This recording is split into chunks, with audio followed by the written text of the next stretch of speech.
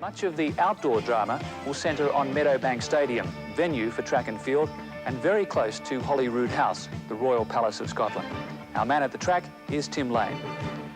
I recall doing a preview such as this at Brisbane's QE2 Stadium 4 years ago and lamenting the fact that we wouldn't be seeing Sebastian Coe, Steve Ovett or multi-world record holder Henry Rono.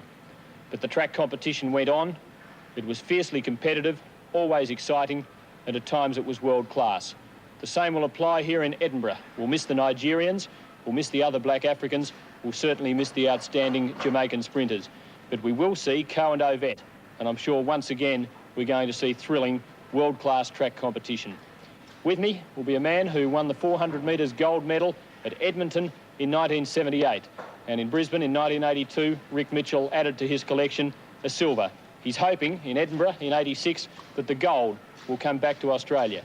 Rick, do you think Darren Clarke can do it? I think Darren's got an excellent chance, Tim. He nudged the world 300-metre record not so long ago.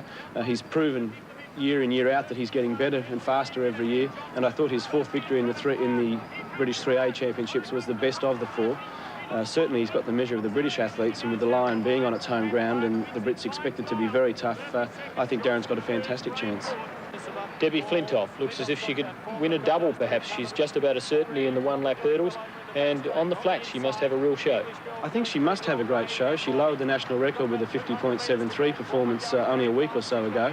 Although we must remember that Kathy Cook from England is an Olympic bronze medalist, and she's run under 50 seconds in the past, so if she's competing and in good shape, Debbie will have a hard run there. From the point of view of the hurdles, though, this is where I find the most exciting prospect for track and field with Australia, because Debbie nudged the world record not so long ago. She's in great shape, the defending Commonwealth champion. The only thing that might affect world record times could perhaps be the prevailing wind conditions in Edinburgh, where the wind is normally against athletes in the back straight and the top bend, and with stride patterns coming into effect there, Debbie may have some problems.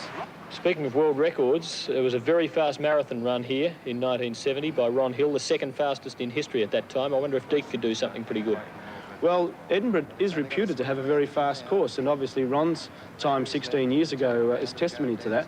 I think Deke must have a great chance. The competition might not be as deep without the black athletes there, the black African athletes there, but certainly with Charlie Spurting, who's an Olympic bronze medalist in the event, and Charlie always a very tough athlete, we may have an interesting duel and possibly a very fast time. I'm sure that both athletes will be quite prepared to pick up the pace if they feel they have to win.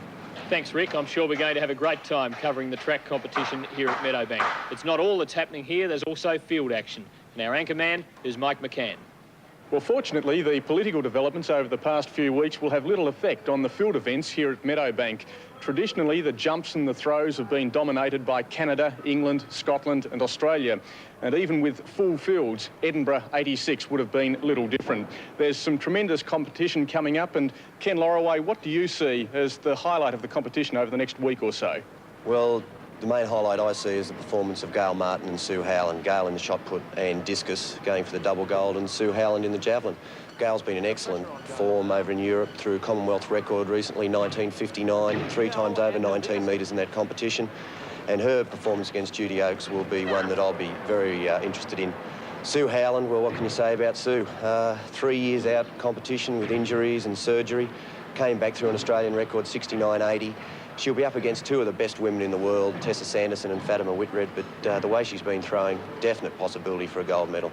And one of the keys, I suppose, will be the long jump, where, in fact, Australia could again take double gold with Gary Honey in the men's section and your wife, Robyn Lorraway, in the women's section. Both were favourites already, but with the withdrawals, they're even firmer favourites. Yes, Gary's favouritism has firmed quite substantially in the last couple of days, really. But he is in great form now, 8.06 recently. And he would have been a favourite anyway. I mean, he's a brilliant performer in clutch situations. Robyn, well, bit of pressure on her being the favourite, but I've got confidence in her. I think she'll come through. And Chanel Ferguson, unfortunately, out, but yeah, I think definite chance for a gold medal there. In Brisbane, we won 3 gold and 6 silver, and it looks like we could do even better here in Edinburgh. Yeah, on paper, yeah, most definitely. I went through it. Basically, 4 gold medals I could see now, with a possibility of a couple more thrown in for good measure. So most definitely, yes. Thanks, Ken. Well, 2 more.